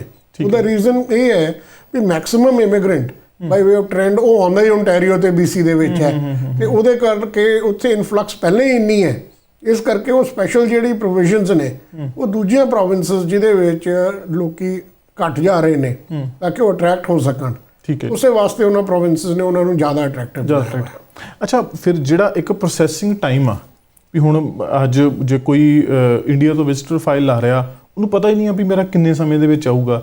ਜੇ ਮੰਨ ਲਓ ਕੋਈ ਜਣਾ ਆਪਣੀ PR ਦੀ ਫਾਈਲ ਲਾ ਰਿਹਾ, ਇੱਥੇ ਆ ਕੇ ਵੀ ਕੋਈ ਫੈਡਰਲ ਫਾਈਲ ਦੀ ਐਪਲੀਕੇਸ਼ਨ ਕਰਦਾ ਹੈ, ਤੇ ਜੇ ਨਿਰਧਾਰਤ ਸਮਾਂ 12 ਮਹੀਨੇ ਦਾ ਤੇ 16 18 ਮਹੀਨੇ ਵੀ ਹੋ ਗਏ। ਕੋਈ ਸਪਾਊਸਲ ਫਾਈਲਸ ਨੂੰ 2 ਸਾਲ ਹੋ ਗਏ ਲਟਕੀਆਂ ਪਈਆਂ ਨੇ, ਨੈਨੀ ਦੇ ਬਹੁਤ ਕੇਸ ਲਟਕੇ ਪਏ ਨੇ, ਹੋਰ ਬਹੁਤ ਸਾਰੀ ਅਜਿਹੀਆਂ ਚੀਜ਼ਾਂ ਨੇ ਜਿਨ੍ਹਾਂ ਦੇ ਨਤੀਜੇ ਹੀ ਨਹੀਂ ਆ ਪਾ ਰਹੇ। ਸੋ ਠੀਕ ਹੈ, ਵਰਕ ਪਰਮਿਟਸ ਐਕਸਟੈਂਡ ਕਰੀ ਜਾਂਦੇ, ਕਿ ਉਹਦੇ ਵਿੱਚ ਵੀ ਥੋੜੀ ਕਟੌਤੀ ਹੋਏਗੀ, ਉਹ ਜਿਹੜਾ ਫਾਸਟ ਟਰੈਕ ਪ੍ਰੋਸੈਸ ਹੋਣ ਦੀ ਉਮੀਦ ਹੈ? ਤੁਹਾਡੀ ਗੱਲ ਜੀ ਬਿਲਕੁਲ ਠੀਕ ਹੈ। ਪਿੱਛੇ ਕੋਵਿਡ ਵਾਲੇ ਟਾਈਮ ਦੇ ਵਿੱਚ ਜਿਹੜੇ ਰਿਸੋਰਸਸ ਸੀਗੇ ਔਰ ਪ੍ਰੋਸੈਸਿੰਗ ਨਾ ਹੋਣ ਕਾਰਨ ਕਾਫੀ ਬੈਕਲੌਗਸ ਤੇ ਡਿਲੇਜ਼ ਆ ਗਏ ਸੀਗੇ ਜੀ, ਤੇ ਕਾਫੀ ਹੱਦ ਤੱਕ ਉਹਨਾਂ ਨੇ ਉਹਨੂੰ ਸਟ੍ਰੀਮਲਾਈਨ ਕਰਕੇ ਸੌਰਟ ਆਊਟ ਕਰ ਦਿੱਤਾ। ਜਿਵੇਂ ਤੁਸੀਂ ਵਿਜ਼ਟਰ ਵੀਜ਼ਾ ਦੀ ਗੱਲ ਕੀਤੀ ਜੀ, ਪੁਰਾਣੇ ਕੇਸਸ ਕਾਫੀ ਤਰ੍ਹਾਂ ਦੇ ਇਦਾਂ ਦੇ ਅਟਕੇ ਹੋਏ ਨੇ ਜਿਨ੍ਹਾਂ ਦੇ ਵਿੱਚ ਬਹੁਤ ਸਮਾਂ ਹੋ ਗਿਆ ਤੇ ਨਾ ਪੋਜ਼ਿਟਿਵ ਤੇ ਨਾ ਕੋਈ ਨੈਗੇਟਿਵ ਕੋਈ ਵੀ ਆਊਟਕਮ ਆਇਆ ਹੀ ਨਹੀਂ। ਪਰ ਹੁਣ ਕਰੰਟਲੀ ਜਿਹੜੀਆਂ ਐਪਲੀਕੇਸ਼ਨਸ ਜਾ ਰਹੀਆਂ ਨੇ, ਪ੍ਰੋਸੈਸ ਹੋ ਰਹੀਆਂ ਨੇ, ਉਹ ਟਾਈਮਲੀ ਬੇਸਿਸ ਦੇ ਉੱਤੇ ਵਿਜ਼ਟਰ ਵੀਜ਼ਾ ਦੀਆਂ ਪ੍ਰੋਸੈਸ ਹੋ ਰਹੀਆਂ ਨੇ। ਅੱਛਾ, ਈਵਨ PR ਜਿਹੜੀ ਪ੍ਰੋਸੈਸਿੰਗ ਹੈ ਜਿਹੜੀ ਹੈਗੀ ਆ 5 ਤੋਂ 6 ਮਹੀਨੇ 'ਚ ਹੋਈ ਜਾ ਰਹੀ ਹੈ। ਇੰਡੀਆ ਤੋਂ ਵਰਕ ਪਰਮਿਟ ਐਪਲੀਕੇਸ਼ਨਸ ਤੁਸੀਂ ਸਰਪ੍ਰਾਈਜ਼ਡ ਹੋਵੋਗੇ ਵੀ ਇਨ ਲੈਸ ਦੈਨ 4 ਵੀਕਸ ਅਸੀਂ ਪ੍ਰੋਸੈਸ ਕਰ ਪਾ ਰਹੇ ਹਾਂ। ਸੋ ਦ ਪ੍ਰੋਸੈਸਿੰਗ ਨਵੀਂ ਹਾਂਜੀ ਫਰਮ ਸਕ੍ਰੈਚ। ਸੋ ਨਵੀਆਂ ਜਿਹੜੀਆਂ ਪ੍ਰੋਸੈਸਿੰਗ ਨੇ, ਠੀਕ ਹੈ ਕਿ ਨਹੀਂ, ਹੋ ਰਹੀ ਹੈ, ਉਹਦੇ ਵਿੱਚ ਕੋਈ ਦਿੱਕਤ ਨਹੀਂ ਆ ਰਹੀ। ਸੋ ਮੈਂ ਕਈ ਇੰਡੀਵਿਜੂਅਲ ਨੂੰ ਅਸੀਂ ਸੁਜੈਸਟ ਵੀ ਇਹ ਕੀਤਾ ਸੀਗਾ ਜਿੱਥੇ ਉਹਨਾਂ ਦੇ ਵਿਜ਼ਟਰ ਵੀਜ਼ਾ ਦੇ ਰਿਜ਼ਲਟ ਨਹੀਂ ਹੈਗੇ ਜਾਂ ਕੁਝ ਹੈਗਾ, ਵੀ ਤੁਸੀਂ ਰੀਅਪਲਾਈ ਕਰ ਦਿਓ ਤੇ ਫਿਰ ਪਿਛਲੀ ਐਪਲੀਕੇਸ਼ਨ ਤੁਸੀਂ ਵਿਡਰਾਅ ਕਰ ਸਕਦੇ ਹੋ ਸਬਸੀਕੁਐਂਟਲੀ। ਕਿਸੇ ਨੂੰ ਜੇ ਇਸ ਤਰੀਕੇ ਦੀ ਕਿਸੇ ਨੇ ਪੁਰਾਣੇ ਸਮੇਂ 'ਚ ਕੋਈ ਵਿਜ਼ਟਰ ਲੱਗਾ ਜਿਹਦਾ ਰਿਜ਼ਲਟ ਨਹੀਂ ਆਇਆ, ਉਹਨੂੰ ਵਿਡਰਾਅ ਕਰਕੇ ਰੀਅਪਲਾਈ ਕੀਤਾ ਜਾਏ ਕਿ ਦੁਬਾਰਾ ਅਪਲਾਈ ਕਰਕੇ ਬਾਅਦ ਦੇ ਵਿੱਚ ਵੀ ਵਿਡਰਾਅ ਕਰ ਸਕਦੇ ਹੋ, ਪਹਿਲੀ ਫਾਈਲ ਨੂੰ ਵਿਡਰਾਅ ਕਰ ਲਓ। ਸੋ ਜੇ ਕੋਈ ਉਹਨਾਂ ਨੂੰ ਗਾਈਡੈਂਸ ਜਾਂ ਕੋਈ ਹੈਲਪ ਚਾਹੀਦੀ ਹੈ, ਅਸਿਸਟੈਂਸ ਚਾਹੀਦੀ ਹੈ, ਸਾਡੇ ਟੋਰਾਂਟੋ ਜਾਂ ਵੈਂਕੂਵਰ ਆਫਿਸ ਨਾਲ ਸੰਪਰਕ ਕਰ ਸਕਦੇ ਨੇ। So we can let them know, ਅਸੀਂ ਉਹਨਾਂ ਨੂੰ ਦੱਸ ਸਕਦੇ ਹਾਂ ਵੀ ਕਿਸ ਤਰੀਕੇ ਨਾਲ ਇਹਦੇ ਚੱਲਿਆ ਜਾਣਾ ਚਾਹੀਦਾ। ਅੱਛਾ, ਮੈਨੂੰ ਇੱਕ ਹੋਰ ਦੱਸਿਓ, ਤੁਸੀਂ ਵਿਜ਼ਟਰ ਵੀਜ਼ੇ ਦੀ ਗੱਲ ਕੀਤੀ ਪਿੱਛੇ ਜੇ, ਕਿਉਂਕਿ ਹੋਰ ਵੀ ਬਹੁਤ ਤਰੀਕੇ ਦੀ ਚਰਚਾ ਚੱਲਦੀ ਸੀ ਕਿ ਬਈ ਹੁਣ ਵਿਜ਼ਟਰ ਵੀਜ਼ੇ 'ਤੇ ਜੇ ਕੋਈ ਆਉਂਦਾ ਹੈ ਤੇ ਉਹ ਵਰਕ ਪਰਮਿਟ ਲੈ ਸਕਦਾ ਹੈ ਕੈਨੇਡਾ ਦੇ ਵਿੱਚ ਆ ਕੇ, ਉਹ ਕਿਸੇ ਵੀ ਵਿਜ਼ਟਰ ਵੀਜ਼ੇ 'ਤੇ ਆਇਆ ਹੋਇਆ ਮੈਟਰ ਨਹੀਂ ਕਰਦਾ ਕਿ ਉਹਨੂੰ ਪਰਮਿਟ ਮਿਲ ਸਕਦਾ? ਹਾਂਜੀ, ਬਿਲਕੁਲ ਠੀਕ ਹੈ ਤੁਸੀਂ ਜੋ ਕਹਿ ਰਹੇ ਹੋ। ਇਹ ਬੇਸਿਕਲੀ ਕੀ ਹੈ, ਇਹ ਫਿਰ ਜਿਹੜੇ ਸਟੈਪਸ ਨੇ ਸਕਿੱਲ ਸ਼ਾਰਟੇजेस ਨੂੰ ਐਡਰੈਸ ਕਰਨ ਲਈ ਜਿਹੜੇ ਕੀਤੇ ਜਾ ਰਹੇ ਨੇ। ਜਿਵੇਂ ਤੁਸੀਂ ਦੇਖਿਆ ਪਹਿਲਾਂ ਜਿਹੜੇ ਸਟੂਡੈਂਟ ਸੀਗੇ ਉਹ ਸਿਰਫ 20 ਘੰਟੇ ਕੰਮ ਕਰ ਸਕਦੇ ਸੀਗੇ, ਉਹ ਆਵਰਸ ਉਹਨਾਂ ਦੀ ਰਿਸਟ੍ਰਿਕਸ਼ਨ ਰਿਮੂਵ ਕਰ ਦਿੱਤੀ। ਠੀਕ ਹੈ ਜੀ। ਫਿਰ ਜਿਹੜੇ ਲੋਅਰ ਕੈਟਾਗਰੀ ਦੇ ਵਿੱਚ ਵਰਕ ਪਰਮਿਟ ਤੇ EMPLOYEES ਹੁੰਦੇ ਸੀਗੇ, C and D ਕੈਟਾਗਰੀ ਜਿਨ੍ਹਾਂ ਨੂੰ ਕਹਿੰਦੇ ਆ, ਉਹਨਾਂ ਦੇ ਸਪਾਊਸਸ ਨੂੰ ਵਰਕ ਵੀਜ਼ਾ ਨਹੀਂ ਸੀ ਮਿਲਦਾ, ਹੁਣ ਉਹਨਾਂ ਦੇ ਸਪਾਊਸਸ ਨੂੰ ਵੀ ਵਰਕ ਵੀਜ਼ਾ ਦੇ ਰਹੇ ਨੇ। ਇਸੇ ਤਰੀਕੇ ਦੇ ਨਾਲ ਜਿਹੜੇ ਲੋਕੀ ਵਿਜ਼ਟਰ ਵੀਜ਼ਾ ਤੇ ਆ ਰਹੇ ਨੇ ਵਿਦ ਇਨ ਕੈਨੇਡਾ, ਉਹਨਾਂ ਦੀ ਜਿਹੜੀ ਵਰਕ ਪਰਮਿਟ ਦੀ ਪ੍ਰੋਸੈਸਿੰਗ ਜਿਹੜੀ ਹੋ ਸਕਦੀ ਹੈ ਜੇ ਉਹਨਾਂ ਨੂੰ ਬੋਨਾਫਾਈਡ EMPLOYERS ਜੌਬ ਆਫਰ ਦਿੰਦੇ ਨੇ ਤਾਂ ਉਹਨਾਂ ਦਾ ਜਿਹੜਾ ਵਿਜ਼ਟਰ ਵੀਜ਼ਾ ਤੋਂ work permit with in Canada convert ਹੋ ਸਕਦਾ। ਅੱਛਾ, ਇਹਦੇ ਵਿੱਚ ਕੋਈ ਏਜ ਲਿਮਿਟ ਜਾਂ ਕਿੱਦਾਂ ਦੇ ਵਿਜ਼ਟਰ ਵੀਜ਼ੇ ਤੇ ਆਇਆ ਕੋਈ ਇਦਾਂ ਦੀ ਕੰਡੀਸ਼ਨ ਹੈ ਜਾਂ ਕੋਈ ਪੁਰਾਣਾ ਐਕਸਪੀਰੀਅੰਸ ਜਾਂ ਕੋਈ ਇਦਾਂ ਦੀ ਕੋਈ ਤੁਹਾਡੇ ਕੋਲ ਆਇਲਟਸ ਦੇ ਸਕੋਰ ਜਾਂ ਕੁਝ ਚਾਹੀਦੇ ਹੋਣ? ਇਹ ਜੀ ਇੱਦਾਂ ਦਾ ਕੋਈ ਪਾਰਟਿਕੂਲਰ ਵਿਜ਼ਟਰ ਵੀਜ਼ਾ ਦੀ ਕੈਟਾਗਰੀ ਦਾ ਕੋਈ ਸੰਬੰਧ ਨਹੀਂ ਹੈਗਾ। ਐਜ਼ ਲੌਂਗ ਐਜ਼ ਜਿਹੜਾ ਵਰਕ ਹੈ, ਜਿਹੜਾ ਉਹਨਾਂ ਨੂੰ ਕੰਮ ਮਿਲਦਾ ਉਹ ਇਟ ਹੈਜ਼ ਟੂ ਬੀ, ਉਹ ਜਿਹੜਾ ਰਿਲੇਸ਼ਨ ਹੋਣਾ ਚਾਹੀਦਾ ਉਹਨਾਂ ਦਾ ਪਾਸਟ ਐਜੂਕੇਸ਼ਨ ਜਾਂ ਐਕਸਪੀਰੀਅੰਸ ਦੇ ਨਾਲ, ਉਹ ਚੀਜ਼ ਬੋਨਾਫਾਈਡ ਹੀ ਉਹ ਜਿਹੜਾ ਕੰਮ ਦੇ ਤਾਂ ਉਹ ਦੇਖਦੇ ਨੇ। ਪਰ ਉਹਨੂੰ ਛੱਡ ਕੇ ਵਿਜ਼ਟਰ ਵੀਜ਼ਾ ਕਿਸੇ ਵੀ ਤਰੀਕੇ ਦਾ ਹੋਵੇ, ਉਹ ਜਿਹੜਾ ਹੈਗਾ ਇੱਥੇ ਵਰਕ ਪਰਮਿਟ ਦੇ ਵਿੱਚ ਕਨਵਰਟ ਹੋ ਸਕਦਾ ਜੇ ਉਸ ਇੰਡੀਵਿਜੂਅਲ ਨੂੰ ਆਪਣੀ ਐਜੂਕੇਸ਼ਨ ਜਾਂ ਐਕਸਪੀਰੀਅੰਸ ਦੇ ਆਧਾਰ ਦੇ ਉੱਤੇ ਉਸ ਤਰੀਕੇ ਦਾ ਜਿਹੜਾ ਕੋਈ ਕੰਮ ਕੈਨੇਡਾ ਦੇ ਵਿੱਚ ਮਿਲਦਾ। तो काफ़ी स्किल शॉर्टेजेस ने, ਤੁਹਾਨੂੰ ਪਤਾ ਹਸਪਿਟੈਲਿਟੀ ਸੈਕਟਰ, ਰੈਸਟੋਰੈਂਟ ਹੈ, ਹੋਟਲਸ ਨੇ, ਉਹਨਾਂ ਦੇ ਵਿੱਚ ਹੈ, ਕੰਸਟਰਕਸ਼ਨ ਦੇ ਵਿੱਚ ਹੈ, ਟ੍ਰੇਡਸ ਦੇ ਵਿੱਚ ਹੈ, ਇੰਜੀਨੀਅਰਿੰਗ, ਇਹ ਸਾਰੀਆਂ ਫੀਲਡਸ ਦੇ ਵਿੱਚ ਬਹੁਤ ਸਾਰੇ EMPLOYERS ਨੂੰ ਜਿਹੜੇ ਵਰਕਰਸ ਦੀ ਰਿਕੁਆਇਰਮੈਂਟ ਹੈ, ਜਿਹਦੇ ਕਰਕੇ ਇਹ ਜਿਹੜੀ ਸਹੂਲਤ ਹੈ ਵਿਜ਼ਟਰ ਵੀਜ਼ਾ ਵਾਲਿਆਂ ਨੂੰ ਉਹ ਦਿੱਤੀ ਜਾ ਰਹੀ ਹੈ। ਅੱਛਾ, ਜੇ ਕੋਈ ਕੈਨੇਡਾ ਆ ਕੇ ਵਰਕ ਵੀਜ਼ਾ ਅਪਲਾਈ ਕਰਦਾ, ਉਹਦੀ ਟਾਈਮ ਕਿੰਨਾ ਕੁ ਲੱਗਦਾ ਉਹਨੂੰ ਐਪਲੀਕੇਸ਼ਨ? ਜਿਵੇਂ ਤੁਸੀਂ ਦੱਸਿਆ ਵੀ ਇੰਡੀਆ ਤੋਂ ਦੇ ਲੈਸ ਦੈਨ 4 ਵੀਕਸ ਵੀ ਕਈ ਆਏ ਨੇ, ਜਦੋਂ ਕੈਨੇਡਾ ਤੋਂ ਆ ਕੇ ਕਰਦੇ ਉਦੋਂ ਸਮਾਂ ਕਿੰਨਾ ਲੱਗਦਾ? ਸਮਾਂ ਜੀ ਬੇਸਿਕਲੀ ਡਿਪੈਂਡ ਕਰਦਾ ਜੇ LMIA ਦੀ ਜਿਹੜੀ ਅਪਰੂਵਲ ਹੈ, ਕਈ ਬਹੁਤ ਸਾਰੇ EMPLOYERS ਜਿਨ੍ਹਾਂ ਕੋਲ ਸਕਿਲ ਸ਼ਾਰਟੇजेस ਨੇ ਉਹਨਾਂ ਕੋਲ ਪ੍ਰੀ ਅਪਰੂਵਡ LMIA ਨੇ, ਸੋ ਇਹਦੀ ਇੰਨੀ ਪ੍ਰੋਸੈਸਿੰਗ ਫਾਸਟ ਹੋਈ ਹੈ ਤੇ ਜੇ ਉਹ ਇਹਦੇ 'ਚ ਨਾ ਐਡ ਕਰਾਉਣਾ ਹੈ ਉਹ ਕੁਝ ਘੰਟਿਆਂ ਤੋਂ ਲੈ ਕੇ ਦਿਨਾਂ ਦੇ ਵਿੱਚ ਵੀ ਹੋ ਰਿਹਾ। ਅੱਛਾ, ਤੇ ਉਹਦੇ ਬਾਅਦ ਜੇ ਤੁਸੀਂ ਫਲੈਗ ਪੁੱਲ ਕਰਦੇ ਹੋ ਪੋਰਟ ਆਫ ਐਂਟਰੀ ਤੇ ਜਾ ਕੇ, ਉਹ ਸੇਮ ਡੇ ਪ੍ਰੋਸੈਸ ਹੋ ਜਾਂਦਾ ਹੈ। ਤੇ ਜੇ ਆਪਾਂ ਆਨਲਾਈਨ ਅਪਲਾਈ ਕਰਦੇ ਹਾਂ ਫਿਰ ਉਹਦੇ ਵਿੱਚ 2 ਤੋਂ 3 ਮਹੀਨੇ ਲੱਗ ਜਾਂਦੇ ਨੇ। ਸੋ ਜਿਹੜਾ ਪ੍ਰੈਫਰਡ ਮੋਡ ਹੈ ਉਹ ਬੇਸਿਕਲੀ ਇਹੀ ਹੈਗਾ ਵੀ ਜਾ ਕੇ ਬਾਰਡਰ ਤੇ ਜਾ ਕੇ ਤੁਸੀਂ ਫਲੈਗ ਪੁੱਲ ਕੀਤਾ ਜਾਵੇ। ਅੱਛਾ, ਉਹ ਬਿਲਕੁਲ ਸੇਫ ਤਰੀਕਾ ਹੁੰਦਾ ਕਿਉਂਕਿ ਕਈਆਂ ਦੇ ਮਨਾਂ 'ਚ ਅਜੇ ਵੀ ਉਸ ਚੀਜ਼ ਨੂੰ ਲੈ ਕੇ ਡਾਊਟ ਹੈ ਵੀ ਇੱਕ ਮੌਕੇ ਤੇ ਆਫੀਸਰ ਖਰੇ ਸਾਨੂੰ ਇਦਾਂ ਨਾ ਕਰਦੇ ਜਾਂ ਜਵਾਬ ਨਾ ਦੇ ਦੇ, ਜਾਂ ਬਾਅਦ ਚੋਂ ਜੇ ਅਸੀਂ ਉੱਥੇ ਇਨ ਕੇਸ ਨਾ ਦਿੱਤਾ ਕਿ ਕੱਲ ਨੂੰ ਫਿਰ ਆਨਲਾਈਨ ਵੀ ਬੰਦਾ ਐਪਲੀਕੇਸ਼ਨ ਲਾ ਸਕਦਾ? ਇਹਦੇ ਜੀ ਦੋਨੋਂ ਪ੍ਰੋਜ਼ ਐਂਡ ਕੌਨਸ ਨੇ। ਮੌਕੇ ਦੇ ਉੱਤੇ ਤੁਸੀਂ ਜੇ ਕੋਈ ਕੰਸਰਨ ਹੈ ਆਫੀਸਰ ਦਾ, ਉਹਨੂੰ ਐਡਰੈਸ ਕੀਤਾ ਜਾ ਸਕਦਾ ਕਿਉਂਕਿ ਤੁਹਾਡੇ ਨੂੰ ਐਕਸਪਲੇਨ ਕਰਨ ਦੀ ਸਿਚੁਏਸ਼ਨ ਹੁੰਦੀ ਹੈ। ਤੇ ਜੇ ਆਪਾਂ ਆਨਲਾਈਨ ਅਪਲਾਈ ਕਰਦੇ ਹਾਂ ਉਹ ਪੇਪਰ ਬੇਸਡ ਹੁੰਦਾ। ਦੂਜਾ, ਜੇ ਕਿਸੇ ਇੰਡੀਵਿਜੂਅਲ ਨੂੰ ਕੰਸਰਨ ਹੈ ਤੇ ਕੋਈ ਜਿਹੜੇ ਨੇ ਵੀ ਹੈਵ ਇੰਡੀਵਿਜੂਅਲਸ ਜਿਹੜੇ ਨੇ ਸਰਟੀਫਾਈਡ ਕੰਸਲਟੈਂਟਸ ਨੇ, ਉਹ ਕੰਪਨੀ ਕਰ ਸਕਦੇ ਆ, they can go along and can help in the process, ਪਰ ਅਦਰਵਾਈਜ਼ ਉਹਦੇ 'ਚ ਕੋਈ ਇਸ਼ੂ ਨਹੀਂ ਹੈ। ਜੇ ਬਾਰਡਰ ਤੇ ਡਿਨਾਈ ਹੁੰਦਾ ਆਨਲਾਈਨ ਐਪਲੀਕੇਸ਼ਨ ਵੀ ਕੀਤੀ ਜਾ ਸਕਦੀ? ਉਹਦੇ ਬਾਅਦ ਆਨਲਾਈਨ ਐਪਲੀਕੇਸ਼ਨ ਤਾਂ ਫਿਰ ਵੀ ਕੀਤੀ ਜਾ ਸਕਦੀ ਹੈ। ਬਿਲਕੁਲ ਠੀਕ। ਅੱਛਾ, ਆਪਾਂ ਨਾਲ ਦੀ ਨਾਲ ਹੁਣ ਕਿਉਂਕਿ ਸਟੂਡੈਂਟਸ ਦਾ ਵੀ ਇਸ਼ੂ ਥੋੜਾ ਜਿਹਾ ਐਡਰੈਸ ਕਰੀਏ। ਹੁਣ ਪਿੱਛੇ ਜੇ ਅਸੀਂ ਦੇਖਿਆ ਕਿ ਇੰਡੀਆ ਤੋਂ ਕਿਸ ਤਰੀਕੇ ਨਾਲ ਬੱਚੇ ਸਫਰ ਹੋਏ, ਫਰਜ਼ੀ ਡਾਕੂਮੈਂਟਸ ਲੱਗੇ, ਜਿਸ ਤੋਂ ਬਾਅਦ 'ਚ ਆ ਕੇ ਜਦੋਂ at the time of PR file ਦੀ ਜਦੋਂ ਪ੍ਰੋਸੈਸਿੰਗ ਹੋਈ ਤੇ ਉਦੋਂ ਉਹਨਾਂ ਨੂੰ ਆ ਕੇ ਨਤੀਜੇ ਭੁਗਤਣੇ ਪਏ। ਉਹਨਾਂ ਨੂੰ ਉੱਥੇ ਧਰਨਾ ਤੱਕ ਲਾ ਕੇ ਆਪਣੀ ਗੱਲ ਜਿਹੜੀ ਹਾਈ ਲੈਵਲ ਦੇ ਉੱਤੇ ਰੱਖਣੀ ਪਈ ਕਿ ਬਈ ਸਾਡਾ ਕਸੂਰ ਨਹੀਂ, ਜਿਹੜੇ ਬੇਕਸੂਰ ਨੇ। ਤੇ ਪਰ ਹੁਣ ਅਜਿਹੀਆਂ ਚੀਜ਼ਾਂ ਤੋਂ ਅੱਗੇ ਬੱਚੇ ਕਿੱਦਾਂ ਬਚਣ, ਉਹਦੇ ਵਾਸਤੇ ਜੇ ਅਸੀਂ ਅਵੇਅਰਨੈਸ ਦੀ ਗੱਲ ਕਰੀਏ ਤੇ ਉਹ ਤੁਸੀਂ ਵੀ ਆਪਾਂ ਆਪਣੇ ਮਾਧਿਅਮ ਰਾਹੀਂ ਅਵੇਅਰਨੈਸ ਕਾਫੀ ਦਿੰਦੇ ਰਹਿੰਦੇ ਹੋ, ਉਹਦੇ ਬਾਰੇ ਸਾਨੂੰ ਥੋੜ੍ਹਾ ਦੱਸਿਓ ਵੀ ਉਹ ਬੱਚੇ ਕਿੱਦਾਂ ਧਿਆਨ ਰੱਖ ਸਕਦੇ ਨੇ ਚੀਜ਼ਾਂ ਤੋਂ ਬਚਣ ਵਾਸਤੇ, ਜਾਂ ਮਾਪੇ ਕਿੱਦਾਂ ਅਵੇਅਰ ਹੋ ਸਕਦੇ ਆ? ਇਹ 2-3 ਚੀਜ਼ਾਂ ਨੇ। ਜਿਹੜੇ ਸਟੂਡੈਂਟਸ ਨੇ ਤੇ ਉਹਨਾਂ ਦੇ ਪੇਰੈਂਟਸ ਨੇ, ਜਿਹੜੀਆਂ ਫੈਮਲੀਜ਼, ਉਹ ਬਹੁਤ ਵੱਡੀ ਇਨਵੈਸਟਮੈਂਟ ਆਪਣੇ ਪੜ੍ਹਾਈ ਦੇ ਵਿੱਚ ਜਾਂ ਆਪਣੇ ਬੱਚਿਆਂ ਦੀ ਪੜ੍ਹਾਈ ਦੇ ਵਿੱਚ ਕਰਨ ਜਾ ਰਹੇ ਨੇ ਕਿਉਂਕਿ ਕੈਨੇਡੀਅਨ ਐਜੂਕੇਸ਼ਨ, ਜੇ ਤੁਸੀਂ ਕਿਸੇ ਕਾਲਜ ਜਾਂਦੇ ਹੋ ਤਾਂ ਜਿਹੜੀ ਤੁਹਾਡਾ ਸਾਲ ਦਾ ਤਕਰੀਬਨ $30,000 ਦਾ ਖਰਚਾ ਟਿਊਸ਼ਨ ਫੀ, ਬੋਰਡਿੰਗ ਲੌਜਿੰਗ ਮਿਲਾ ਕੇ ਮਿਨੀਮਮ, ਤੇ ਜੇ ਯੂਨੀਵਰਸਿਟੀ ਜਾਂਦੇ ਹੋ ਉਹ $50,000 ਤੱਕ ਵੀ ਚਲਾ ਜਾਂਦਾ। ਉਹ ਕਾਫੀ ਵੱਡਾ ਅਮਾਊਂਟ ਹੈ। ਤੇ ਉਹਦੇ ਵਿੱਚ ਜਿਹੜੀਆਂ ਚੀਜ਼ਾਂ ਜ਼ਰੂਰੀ ਨੇ ਉਹ ਇਹ ਨੇ ਵੀ ਤੁਸੀਂ ਕਿਹੜੇ ਇੰਸਟੀਟਿਊਸ਼ਨ 'ਚ ਐਡਮਿਸ਼ਨ ਲੈ ਰਹੇ ਹੋ, ਠੀਕ ਹੈ, ਕਿਹੜੀ ਜਗ੍ਹਾ 'ਤੇ ਹੈ ਉਹ, ਪ੍ਰੋਗਰਾਮ ਕਿਹੜਾ ਲੈ ਰਹੇ ਹੋ, ਔਰ ਬੋਨਾਫਾਈਡੀ ਆਫ ਉਹਨਾਂ ਦੇ ਡਾਕੂਮੈਂਟਸ ਦੀ ਜਿਹੜੀ ਬੋਨਾਫਾਈਡੀ ਹੈਗੀ ਹੈ। ਇਹ ਸਿਰਫ ਚੀਜ਼ਾਂ ਤੁਸੀਂ ਆਪਣੇ ਏਜੰਟ ਦੇ ਉੱਤੇ ਨਹੀਂ ਛੱਡ ਸਕਦੇ ਤੇ ਇਹਨਾਂ ਦੇ ਵਿੱਚ ਜਿਹੜੀ ਹੈ ਡਿਟੇਲ ਦੇ ਵਿੱਚ ਜਾਣਾ ਜ਼ਰੂਰੀ ਹੈ ਤਾਂ ਹੀ, ਕਿਉਂਕਿ ਜੇ ਆਪਾਂ ਬਿਲਕੁਲ ਕਮਿਊਨੀਕੇਸ਼ਨ ਕਿਸੇ ਦੇ ਨਾਲ, ਇੰਸਟੀਟਿਊਸ਼ਨ ਦੇ ਨਾਲ ਔਰ ਹੋਰ ਚੀਜ਼ਾਂ ਨਹੀਂ ਰੱਖਦੇ, ਕੋਈ ਹੋਮਵਰਕ ਨਹੀਂ ਕਰਦੇ, ਉਸ ਤਰੀਕੇ ਨਾਲ ਆ ਜਿਹੜੇ ਬੱਚਿਆਂ ਨਾਲ ਹੋਇਆ ਬਹੁਤ ਅਨਫੋਰਚੂਨੇਟ ਹੈ, ਜਿੱਥੇ ਕਿਸੇ ਏਜੰਟ ਨੇ ਉਹਨਾਂ ਨੂੰ ਅਸੈਪਟੈਂਸ ਲੈਟਰ ਹੀ ਜਿਹੜੇ ਨੇ ਫੇਕ ਦੇ ਦਿੱਤੇ। ਸੋ ਇਹ ਹੋਮਵਰਕ ਕਰਨਾ ਜ਼ਰੂਰੀ ਹੈ, ਇਸ ਐਸਪੈਕਟ ਦੇ ਲਈ ਵੀ ਤੇ ਦੂਜਾ ਆਪਣੇ ਫਿਊਚਰ ਲਈ ਵੀ, ਕਿਉਂਕਿ ਜੇ ਤੁਹਾਡੀ ਜਿਹੜੀ ਆਪਸ਼ਨ ਹੈ ਉਹ ਸਟੱਡੀਜ਼ ਦੀ ਹੈਗੀ ਹੈ ਤੇ ਤੁਸੀਂ ਮਿਨੀਮਮ ਇੱਕ ਚੀਜ਼ ਜਿਹੜੀ ਮੈਂ ਲੈ ਕੇ ਚੱਲਦਾ, ਜਿਹੜਾ ਇੱਥੇ ਜਾ ਕੇ ਬੱਚਿਆਂ ਨੂੰ ਬਹੁਤ ਐਂਗਜ਼ਾਇਟੀ ਹੁੰਦੀ ਹੈ, ਜਿਹੜੇ ਸਟੂਡੈਂਟਸ ਜਿਵੇਂ ਓਨਟਾਰੀਓ, BC ਜਾਂ ਹੋਰ ਪ੍ਰੋਵਿੰਸਸ ਦੇ ਵਿੱਚ ਵੀ ਜਿਹੜਾ 2 ਸਾਲ ਤੋਂ ਘੱਟ ਪ੍ਰੋਗਰਾਮ ਦੇ ਵਿੱਚ ਐਨਰੋਲ ਹੋ ਕੇ ਆਉਂਦੇ ਆ, ਕਿਉਂਕਿ ਫਿਰ ਉਹਨਾਂ ਨੂੰ ਵਰਕ ਪਰਮਿਟ ਵੀ 1 ਸਾਲ ਦਾ ਮਿਲਦਾ। 1 ਸਾਲ ਬਹੁਤ ਥੋੜਾ ਸਮਾਂ ਹੈ PR ਐਪਲੀਕੇਸ਼ਨ ਜਿਹੜੀ ਉਹਨਾਂ ਦੀ ਥਰੂ ਕਰਨ ਦੇ ਲਈ। ਸੋ ਮਿਨੀਮਮ 2 ਈਅਰ ਪ੍ਰੋਗਰਾਮ ਦੇ ਵਿੱਚ ਐਨਰੋਲ ਹੋਣਾ ਚਾਹੀਦਾ, ਜਿਹਦੇ ਕਰਕੇ 3 ਸਾਲ ਦਾ ਵਰਕ ਪਰਮਿਟ ਮਿਲੇ। 3 ਸਾਲ ਫਿਰ ਇੱਕ ਰੀਜ਼ਨੇਬਲੀ ਲੰਬਾ ਸਮਾਂ ਹੈ ਜਿਹਦੇ ਵਿੱਚ ਉਹ ਆਪਣੀ PR ਹਾਸਲ ਕਰ ਸਕਦੇ ਨੇ। ਅੱਛਾ, ਇੱਕ ਹੋਰ ਚੀਜ਼ ਨਾਲ ਜਿਹੜੀ ਕਈ ਵਾਰੀ ਨਾ ਬੱਚਿਆਂ ਦੀਆਂ ਰਿਫਿਊਜ਼ਲਸ ਹੁੰਦੀਆਂ ਨੇ, ਉਹਦੇ ਵਿੱਚ ਕੋਈ ਵੀ ਚਲੋ ABC ਕਾਰਨ ਹੋ ਸਕਦਾ, ਪਰ ਉਹ ਫਿਰ ਸੋਚਦੇ ਆ ਵੀ ਕੀ ਸਾਨੂੰ ਦੁਬਾਰਾ ਰੀਅਪਲਾਈ ਕਰ ਲੈਣਾ ਚਾਹੀਦਾ, ਜਾਂ ਕਿੰਨੀਆਂ ਰਿਫਿਊਜ਼ਲਸ ਤੋਂ ਬਾਅਦ ਵੀ, ਤੁਹਾਡਾ ਲੰਬਾ ਚੌੜਾ ਤਜਰਬਾ ਹੈ ਵੀ ਕਿੰਨੀਆਂ ਰਿਫਿਊਜ਼ਲਸ ਤੋਂ ਬਾਅਦ ਵੀ ਬੱਚਿਆਂ ਦੇ ਵੀਜ਼ੇ ਆਉਂਦੇ ਦੇਖੇ ਨੇ? ਦੇਖੋ, ਇਹਦਾ ਕੋਈ ਹਾਰਡ ਐਂਡ ਫਾਸਟ ਰੂਲ ਨਹੀਂ ਹੈ, ਬਟ ਜਿੰਨੀ ਵਾਰੀ ਰਿਫਿਊਜ਼ਲ ਹੁੰਦੀ ਹੈ ਚਾਂਸਸ ਆਫ ਸਕਸੈਸ ਉਹ ਘਟਦੇ ਹੀ ਜਾਂਦੇ ਨੇ ਹਰ ਵਾਰੀ। ਠੀਕ ਹੈ, ਹਾਂਜੀ। ਸੋ ਬੇਸਿਕਲੀ ਮੈਂ ਇਹ ਵੀ ਕਹਿਣਾ ਚਾਹੁੰਦਾ ਵੀ ਕੁਝ ਕਾਫੀ ਬੱਚੇ ਇੱਦਾਂ ਦੇ ਨੇ ਜਿਹੜੇ ਅਵੇਅਰ ਨਾ ਹੋਣ ਕਰਕੇ ਤੇ ਉਹਨਾਂ ਦਾ ਮੇਨ ਪਰਪਸ PR ਹੁੰਦਾ ਤੇ ਸਟੱਡੀ ਵੀਜ਼ਾ ਇਸੇ ਕਰਕੇ ਲੈਂਦੇ ਨੇ ਕਿਉਂਕਿ ਹੋਰ ਕੋਈ ਆਪਸ਼ਨ ਨਹੀਂ ਇੱਥੇ PR ਲੈਣ ਦੀ ਉਹਨਾਂ ਨੂੰ ਦਿਸਦੀ।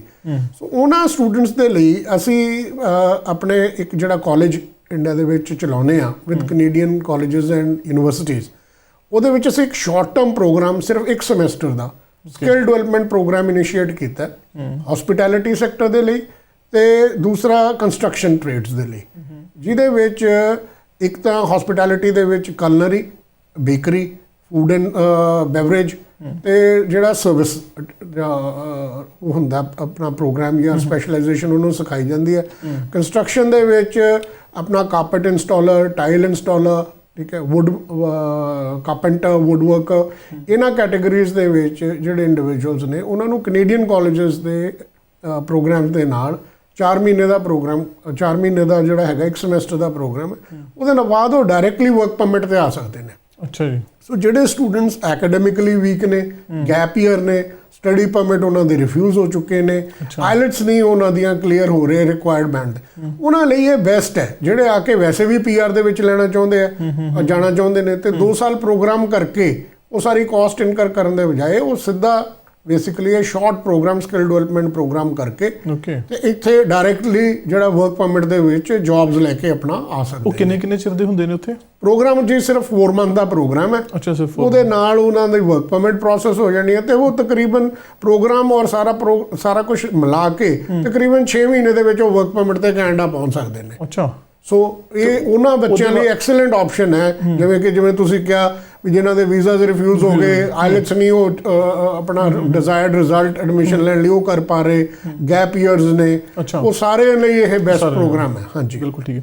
ਅੱਛਾ, ਮੈਂ ਨਾਲ ਤੁਹਾਡੀ ਜਿਹੜੀ WWICS ਦੀ ਨਾਲ ਸੰਸਥਾ continental institute for international studies CIIS, ਉਹਦੇ ਬਾਰੇ ਵੀ ਥੋੜ੍ਹਾ ਜਿਹਾ ਦੱਸਿਓ, ਕਿਉਂਕਿ ਉਹ ਵੀ ਇੱਕ ਜ਼ਰੀਆ ਜਿਹੜਾ ਆ, ਉਹਦੇ ਵਿੱਚ ਵੀ ਕਾਫੀ ਰਿਫਿਊਜ਼ਲ ਬੱਚਿਆਂ ਦੀਆਂ ਸਟੋਰੀ ਸੁਣਨ ਨੂੰ ਮਿਲੀਆਂ ਸੀ ਕਿ ਬਈ ਉਹਨਾਂ ਦਾ ਇੰਨੇ ਰਿਫਿਊਜ਼ਲਾਂ ਤੋਂ ਬਾਅਦ ਵੀ ਥਰੂ ਕੰਟੀਨੈਂਟਲ ਜਿਹੜੇ ਕਾਲਜ ਦੇ ਥਰੂ ਆਏ ਨੇ ਉਹਨਾਂ ਦੇ ਵੀਜ਼ਾ ਸਕਸੈਸ ਆਏ ਨੇ। ਉਹ ਕਿਸ ਤਰੀਕੇ ਨਾਲ ਬੱਚਿਆਂ ਵਾਸਤੇ ਅੱਜ ਦੇ ਸਮੇਂ ਹੋਰ ਵਧੀਆ ਸਹਾਈ ਸਾਬਤ ਹੋ ਸਕਦਾ? ਬੇਸਿਕਲੀ ਕੀ ਹੈ ਜੀ, continental institute of international studies ਅਸੀਂ ਈਅਰ 2000 ਸ਼ੁਰੂ ਕੀਤਾ ਸੀਗਾ। ਸੋ ਤਕਰੀਬਨ 23 ਸਾਲ ਹੋ ਗਏ ਤੇ ਹਜ਼ਾਰਾਂ ਹੀ ਬੱਚੇ ਉਹਦੇ ਥਰੂ ਜਿਹੜੇ ਨੇ ਕੈਨੇਡਾ ਆ ਗਏ ਨੇ। ਸੋ ਉੱਥੇ ਅਸੀਂ ਜਿਹੜਾ ਕਨਸੈਪਟ ਹੈ ਉਹ ਕੈਨੇਡੀਅਨ ਕਾਲਜਸ ਔਰ ਯੂਨੀਵਰਸਿਟੀਜ਼ ਦੇ ਨਾਲ ਫੀਡਰ ਪ੍ਰੋਗਰਾਮਸ ਨੇ। ਸੋ ਡਿਪਲੋਮਾ ਪ੍ਰੋਗਰਾਮਸ ਦੇ ਵਿੱਚ ਔਰ ਯੂਨੀਵਰਸਿਟੀ ਜਿਹੜੇ 4 ਈਅਰ ਪ੍ਰੋਗਰਾਮ ਨੇ ਜਾਂ 3 ਈਅਰ ਪ੍ਰੋਗਰਾਮਸ ਨੇ, ਉਹਨਾਂ ਦਾ ਫਸਟ ਈਅਰ ਬੱਚੇ ਉੱਥੇ ਕਰਦੇ ਨੇ ਤੇ ਉਸ ਤੋਂ ਬਾਅਦ ਇਕੱਠਾ ਜਿਹੜਾ ਕੋਹੌਰਟ ਹੈ, ਸਾਰਾ ਗਰੁੱਪ ਹੈ, ਉਹ ਇਕੱਠੇ ਟ੍ਰਾਂਸਫਰ ਲੈ ਕੇ ਇੱਥੇ ਆਉਂਦਾ। ਸੋ ਪਹਿਲੇ ਸਾਲ ਦੀ ਜਿਹੜੀ ਪੜ੍ਹਾਈ ਹੈ ਉਹਨਾਂ ਕਾਲਜਸ ਔਰ ਯੂਨੀਵਰਸਿਟੀ ਦਾ ਸੇਮ ਕਰਿਕੂਲਮ, ਸੇਮ ਉਹ ਰਜਿਸਟਰਡ ਹੁੰਦੇ ਨੇ ਇੱਥੇ, ਉਹ ਸਾਰੀਆਂ ਉਹਨਾਂ ਨੂੰ ਸੇਮ ਬੈਨੀਫਿਟਸ ਵਗੈਰਾ ਸਾਰਾ ਕੁਝ ਮਿਲਦਾ ਔਰ ਆਪਣੇ ਪਾਰਟਨਰ ਇੰਸਟੀਟਿਊਸ਼ਨ ਜਿਹੜੇ ਕੈਨੇਡੀਅਨ ਕਾਲਜ ਔਰ ਯੂਨੀਵਰਸਿਟੀਜ਼ ਨੇ ਉਹਨਾਂ ਦੇ ਹੀ ਸਟੂਡੈਂਟ ਹੁੰਦੇ ਨੇ। ਸੋ ਉਹਦੇ ਨਾਲ ਉਹਨਾਂ ਨੂੰ ਬੈਨੀਫਿਟ ਇਹ ਹੈ, ਇੱਕ ਤਾਂ ਉਹ ਲੋ ਕਾਸਟ ਐਜੂਕੇਸ਼ਨ ਹੈ ਜਦੋਂ ਕੈਨੇਡਾ 'ਚੋਂ ਪੜ੍ਹਦੇ ਨੇ, ਇੱਕ ਜਿਹੜੀ ਕੈਨੇਡੀਅਨ ਸਟੱਡੀ ਮੈਥੋਡੋਲੋਜੀ ਨੂੰ ਉਹ ਯੂਜ਼ ਟੂ ਹੋ ਜਾਂਦੇ ਨੇ। ਥਰਡ ਹੈ ਜਿਹੜੇ ਉਹ ਇਕੱਠੇ ਆਉਂਦੇ ਨੇ ਤਾਂ ਇੱਕ ਉਹਨਾਂ ਦੀ ਜਿਹੜੀ ਫਰੈਂਡਸ਼ਿਪ ਜਾਂ ਐਸੋਸੀਏਸ਼ਨ ਹੈ, ਗਰੁੱਪ ਹੈ, ਉਹ ਬਣਿਆ ਹੁੰਦਾ। ਕਾਸਟ ਐਲੀਮੈਂਟ 1/3 1/4 ਹੈ ਕੈਨੇਡਾ ਨਾਲੋਂ। ਤੇ ਦੂਜਾ ਵੀਜ਼ਾ ਸਕਸੈਸ ਰੇਟ ਜਿਹੜਾ ਹੈਗਾ ਕਲੋਜ਼ ਟੂ 100% ਹੈ। ਉਹਦਾ ਰੀਜ਼ਨ ਇਹ ਹੈ ਵੀ ਜਿਹੜੀ ਕੈਨੇਡੀਅਨ ਇਮੀਗ੍ਰੇਸ਼ਨ ਅਥਾਰਟੀਜ਼ ਨੇ ਉਹ ਦੇਖਦੇ ਨੇ ਵੀ ਸਟੂਡੈਂਟ ਬੋਨਾਫਾਈਡ ਹੈ। ਜਦੋਂ 1 ਸਾਲ ਬੱਚਾ ਉੱਥੇ ਪੜ੍ਹ ਲਿਆ ਤੇ ਉਹਦਾ ਬੋਨਾਫਾਈਡ ਐਸਟੈਬਲਿਸ਼ ਹੋ ਜਾਂਦਾ ਹੈ। ਇਸ ਕਰਕੇ ਇਹ ਜਿਹੜਾ ਪ੍ਰੋਗਰਾਮ ਹੈ ਇਹ ਬਹੁਤ ਹੀ ਵਧੀਆ ਹੈ ਜਿਹੜੇ ਕਿ ਕੈਨੇਡਾ ਪੜ੍ਹਨਾ ਹੋਣਾ ਚਾਹੁੰਦੇ ਨੇ। ਦੂਜਾ ਕੀ ਇੱਕ ਹੋਰ ਬੈਨੀਫਿਟ ਹੈ, ਜਦੋਂ ਆਪਾਂ ਨੂੰ ਕੈਨੇਡੀਅਨ ਐਜੂਕੇਸ਼ਨਲ ਇੰਸਟੀਟਿਊਸ਼ਨ ਐਡਮਿਸ਼ਨ ਲੈਣੀ ਹੈ ਤੇ ਸਾਨੂੰ ਡਿਜ਼ਾਇਰਡ ਰਿਜ਼ਲਟ ਜਿਹੜਾ ਆਈਲੈਟਸ ਦਾ ਹੈ ਉਹ ਪਹਿਲਾਂ ਚਾਹੀਦਾ ਇੱਥੇ ਪਹੁੰਚਣ ਤੋਂ। ਉੱਥੇ ਉਹ ਜਿਹੜੀ ਰਿਕੁਆਇਰਮੈਂਟ ਹੈ ਉਹ 1 ਸਾਲ ਡੈਫਰ ਹੋ ਜਾਂਦੀ ਹੈ, ਕਿਉਂਕਿ ਜਦੋਂ ਉਹਨਾਂ ਨੇ CIS ਦੇ ਵਿੱਚ ਇੰਡੀਆ 'ਚ ਐਡਮਿਸ਼ਨ ਲੈਣੀ ਹੈ ਉਸ ਵੇਲੇ ਅਸੀਂ ਜਿਹੜੇ ਆਈਲੈਟਸ ਹੈ ਉਹ ਉਦੋਂ ਨਹੀਂ ਚਾਹੀਦਾ ਜਦੋਂ ਉਹਨਾਂ ਨੇ ਸੈਕੰਡ ਈਅਰ ਦੇ ਵਿੱਚ ਕੈਨੇਡੀਅਨ ਕਾਲਜ ਜਾਂ ਯੂਨੀਵਰਸਿਟੀ ਆਉਣਾ ਹੈ, ਉਸ ਟਾਈਮ ਤੇ ਉਹਨਾਂ ਨੂੰ ਡਿਜ਼ਾਇਰਡ ਆਇਲ ਸਕੋਰ ਚਾਹੀਦਾ। ਸੋ ਡਿਊਰਿੰਗ ਦੈਟ 1 ਈਅਰ ਉਹ ਤਕਰੀਬਨ ਇੱਕ ਬੈਂਡ ਉਹਨਾਂ ਦਾ ਇੰਪਰੂਵ ਹੋ ਜਾਂਦਾ। ਜੇ ਕੋਈ ਸਟੂਡੈਂਟ 5 ਜਾਂ 5.5 ਬੈਂਡ ਤੇ ਹੈ ਤੇ ਉਹ ਬਾਈ ਦਾ ਟਾਈਮ ਉਹਨੇ ਟ੍ਰਾਂਸਫਰ ਲੈਣਾ ਉਹ 6.5 ਬੈਂਡ ਤੇ ਆ ਜਾਂਦਾ, ਡਿਪੈਂਡਿੰਗ ਅਪਨ ਕਿਹੜੀ ਇੰਸਟੀਟਿਊਸ਼ਨ ਉਹਨੇ ਜਾਣਾ। ਇਹ ਤੇ ਮੈਂ ਖੁਦ ਵੀ ਐਕਸਪੀਰੀਅੰਸ ਕੀਤੀ ਹੈ ਚੀਜ਼ ਸਾਡੇ ਨਾਲ ਦੇ, ਕਿਉਂਕਿ ਮੈਂ ਖੁਦ ਸੀਐਸ ਦੇ ਥਰੂ ਜਿਹੜਾ ਪਾਸ ਆਊਟ ਹੋ ਕੇ ਅਸੀਂ ਇੱਥੇ ਆਏ ਸੀ। ਅਸੀਂ ਖੁਦ ਕਈ ਬੱਚਿਆਂ ਦੀਆਂ ਚੇਂਜਿਸ ਆਉਂਦੀਆਂ ਦੇਖੀਆਂ ਸੀ ਵੀ 1 ਸਾਲ ਦੇ ਵਿੱਚ ਉਹਨਾਂ ਦੀ ਪਰਸਨੈਲਿਟੀ ਦੇ ਵਿੱਚ ਕੀ ਡਿਫਰੈਂਸ ਆਇਆ ਉਸ ਲੈਵਲ ਆਫ ਐਜੂਕੇਸ਼ਨ ਦੇ ਨਾਲ, ਉਹ ਕਿੱਦਾਂ ਉਹਨਾਂ ਦਾ ਐਕਸੈਂਟ ਇੰਪਰੂਵ ਹੋਇਆ, ਕਿੱਦਾਂ ਉਹਨਾਂ ਦੀ ਵੋਕੈਬ ਇੰਪਰੂਵ ਹੋਈ। ਸੋ ਉਹ ਵਾਕਈ ਦੇ ਵਿੱਚ ਹੀ at the time of file processing as compare to time of beginning the course in CS ਉਹ ਕਾਫੀ ਡਿਫਰੈਂਸ ਬੱਚਿਆਂ ਦੇ ਵਿੱਚ ਆ ਜਾਂਦਾ। So no doubt that makes difference. ਤੇ ਨਾਲੇ ਮੈਨੂੰ ਹੋਰ ਲੱਗਦਾ ਕਿ ਸੰਧੂ ਸਾਹਿਬ ਇੱਕ ਜਿਹੜੇ ਬੱਚੇ ਨੂੰ ਇੱਕਦਮ ਹੀ ਅਸੀਂ ਕਦੀ ਸ਼ਹਿਰ ਤੱਕ ਇਕੱਲੇ ਨਹੀਂ ਭੇਜਿਆ ਹੁੰਦਾ ਜੇ ਕੋਈ ਪਿੰਡ ਦੇ ਵਿੱਚੋਂ, ਤੇ ਅਸੀਂ ਸਿੱਧਾ ਹੀ ਜਹਾਜ਼ ਚਾੜ ਕੇ ਟੋਰਾਂਟੋ ਜਾਂ ਵੈਨਕੂਵਰ ਭੇਜ ਦਿੰਦੇ ਆ, ਤੇ ਉਹ ਬੱਚਾ ਕਈ ਵਾਰੀ ਵੀ ਨਹੀਂ ਇੱਕਦਮ ਡਿਸੀਜ਼ਨਸ ਆਪਣੇ ਲੈ ਪਾਉਂਦਾ। ਇੱਕ ਤੇ ਉਹ ਥੋੜਾ ਚਿਰ ਘਰੋਂ ਬਾਹਰ ਰਹਿ ਕੇ ਲਾਗੇ ਦੇਖ ਲੈਂਦਾ, ਥੋੜਾ ਹੋਰ ਦੁਨੀਆਦਾਰੀ ਸਮਝ ਲੈਂਦਾ, ਤੇ ਫਿਰ ਜਿਹੜਾ ਅੱਗੇ ਚੱਲ ਕੇ ਆ ਇੱਧਰ ਦੇ ਜਦੋਂ ਫਾਈਲ ਲੱਗਦੀ ਆ ਤੇ ਥੋੜਾ ਸਿਆਣਾ ਵੀ ਕਹਿ ਲਈਏ ਹੋ ਜਾਂਦਾ ਨਾ ਕਾਫੀ ਚੀਜ਼ਾਂ ਦੇ ਨਾਲ ਡੀਲ ਕਰਨ ਵਾਸਤੇ। ਮੈਂ ਤੁਹਾਡੇ ਨਾਲ ਜੀ ਇਨ ਐਗਰੀਮੈਂਟ ਹਾਂ, ਔਰ ਇਹ ਜਿਹੜੀਆਂ ਚੀਜ਼ਾਂ ਤੁਸੀਂ ਬ੍ਰਿੰਗ ਆਊਟ ਕੀਤੀਆਂ ਬਹੁਤ ਜ਼ਰੂਰੀ ਨੇ। ਐਕਚੁਅਲੀ ਕੀ ਹੋ ਰਿਹਾ, ਬਹੁਤ ਸਾਰੇ ਪੰਜਾਬ ਤੋਂ ਬੱਚੇ ਛੋਟੇ ਜਗ੍ਹਾ ਤੋਂ, ਪਿੰਡਾਂ ਤੋਂ, ਟਾਊਨਸ ਤੋਂ, ਜਿਹੜੇ ਛੋਟੇ ਸ਼ਹਿਰ ਨੇ ਉਹਨਾਂ ਤੋਂ ਆ ਰਹੇ ਨੇ, ਤੇ ਉਹਨਾਂ ਨੂੰ ਕਿੰਨੇ ਹੀ ਜਿਹੜੇ ਫੈਕਟਰਸ ਨੇ ਕੈਨੇਡੀਅਨ ਲਾਜ਼ ਦੇ ਔਰ ਹੋਰਾਂ ਚੀਜ਼ਾਂ ਦਾ ਨਹੀਂ ਪਤਾ, ਜਿਹਦੇ ਕਰਕੇ ਬਹੁਤ ਸਾਰੇ ਬੱਚੇ ਇਨੋਸੈਂਟਲੀ ਫਿਰ ਕਿਸੇ ਨਾ ਕਿਸੇ ਇਸ ਮੁਸ਼ਕਲ ਦੇ ਵਿੱਚ ਜਾਂ ਪ੍ਰੋਬਲਮ 'ਚ ਇੱਥੇ ਆ ਕੇ ਆ ਜਾਂਦੇ ਨੇ, ਲੀਗਲ ਪ੍ਰੋਬਲਮ 'ਚ, ਜਿੱਥੇ ਉਹਨਾਂ ਦਾ ਅੱਗੇ ਫਿਊਚਰ ਵੀ ਖਰਾਬ ਹੋ ਜਾਂਦਾ ਹੈ ਤੇ ਜਿਹੜਾ ਹੈਗਾ ਕੈਰੀਅਰ ਵੀ ਸਪੋਇਲ ਹੋ ਜਾਂਦਾ ਹੈ। ਸੋ ਉਹ ਚੀਜ਼ਾਂ ਤੋਂ ਵੀ ਅਸੀਂ ਜਿਹੜੇ ਬੱਚੇ ਨੇ ਕੈਨੇਡੀਅਨ ਸਿਸਟਮ ਦੇ ਵਿੱਚ ਸੋਸਾਇਟੀ ਐਟੀਕੇਟਸ ਤੇ ਸਾਰਾ ਜਿਹੜਾ ਸੋਸ਼ਲ ਬਿਹੇਵੀਅਰ ਹੈ ਉਹਦੇ ਨਾਲ ਵੀ ਜਾਣੂ ਕਰਾਇਆ ਜਾਂਦਾ ਹੈ, ਤਾਂ ਕਿ ਉਹ ਵੈਲ ਅਵੇਅਰ ਹੋ ਕੇ ਇੱਥੇ ਆਉਣ। ਠੀਕ ਹੈ, ਤੇ ਉਹਨਾਂ ਨੂੰ ਕੋਈ ਇੱਥੇ ਆ ਕੇ ਦਿੱਕਤ ਉਸ ਟਾਈਪ ਦੀ ਔਰ ਇਸ਼ੂ ਨਾ ਆਵੇ, ਤੇ ਫਿਰ ਇਹ ਲੱਗੇ ਵੀ ਜੇ ਮੈਨੂੰ ਪਹਿਲਾਂ ਪਤਾ ਹੁੰਦਾ ਤੇ ਫਿਰ ਇਹ ਪ੍ਰੋਬਲਮ ਨਾ ਹੁੰਦੀ। ਨਾਲੇ ਇੱਕ ਜਿਹੜੀ ਤੁਸੀਂ ਗੱਲ ਮੈਂਸ਼ਨ ਕੀਤੀ ਸੀ ਨਾ ਕਿ ਗਰੁੱਪ ਦੇ ਵਿੱਚ ਆਉਂਦੇ ਆ, ਉਹਦੇ ਨਾਲ ਅਸੀਂ ਬਹੁਤ ਸਾਰੀਆਂ ਚੀਜ਼ਾਂ ਤੋਂ ਸੰਧੂ ਸਾਹਿਬ ਮਾਰ ਨਹੀਂ ਖਾਂਦੇ। ਉਹ ਅਸੀਂ ਸਾਨੂੰ ਕੋਈ ਚੀਜ਼ ਨਹੀਂ ਪਤਾ ਲੱਗਣੀ, ਸਾਡੇ ਸਰਕਲ ਦੇ 4 ਬੰਦੇ 10 ਹੋਣਗੇ, ਅਸੀਂ ਕਿਸੇ ਨਾਲ ਹੋਰ ਜਿਹੜਾ ਕੋਈ ਵੱਧ ਅਵੇਅਰ ਆ ਉਹਦੀ ਸਲਾਹ ਲੈ ਲਈਦੀ ਆ।